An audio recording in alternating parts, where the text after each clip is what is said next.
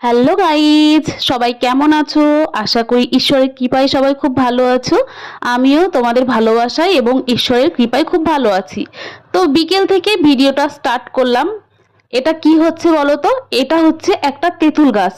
আর তার নিচে কি হচ্ছে বলো তো? আশা করি ক্যাপশন দেখেই বুঝতে পেরেছো। তো চলো আমি বলে দিই, এখানে হচ্ছে দক্ষিণ ভারতের শুটিং। তো সেই সময়ে আমি ছাদে ছিলাম বলতে, আমি তখনই ছাদে এসেছি আমি কিছু ভিডিও করার জন্য আমার।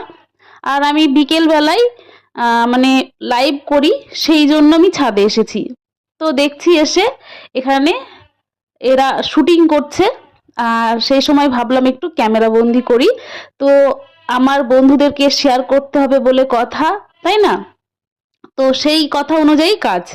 আমি একটু ক্যামেরা বন্দি করলাম। তো এখানে নায়ক, ভিলেন আর নায়িকা, এদের তিনজনের শুটিং চলছে। আর কখন থেকে শুটিং হচ্ছে আমি বলতে পারবো না। আর আজকে দিয়ে আমি দুদিন ধরে শুটিং দেখেছি, এখানে দেখিনি। একদিন যখন রাস্তায় রানিং ছিলাম তখন আমি শুটিং দেখেছি, তখন আমি ক্যামেরা বন্দি করতে পারিনি, তার জন্য দুঃখিত। তখন ওখানে আরো ভিড় ছিল, এখানে তো অল্প মানুষজন আছে। কখন থেকে শুটিং চলছে আমি তো ঘরে ছিলাম, আমি বলতে পারবো না, ওই জন্য আমি এখন এসে দেখছি।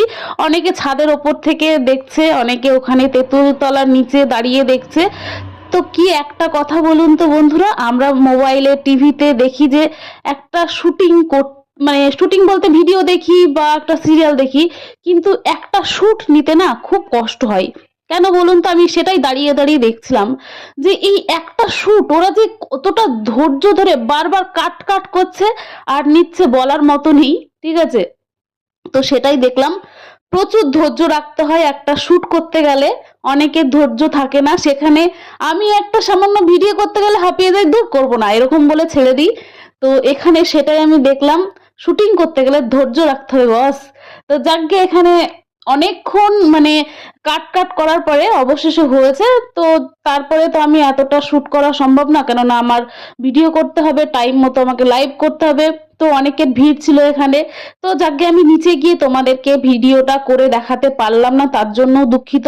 আমার পক্ষে সম্ভব না, কেননা আমার হাতে অতটা সময় ছিল না। যদি সময় থাকতো অবশ্যই আমি যেতাম সেখানে, গিয়ে তোমাদের কাছ থেকে একটু দেখাতাম।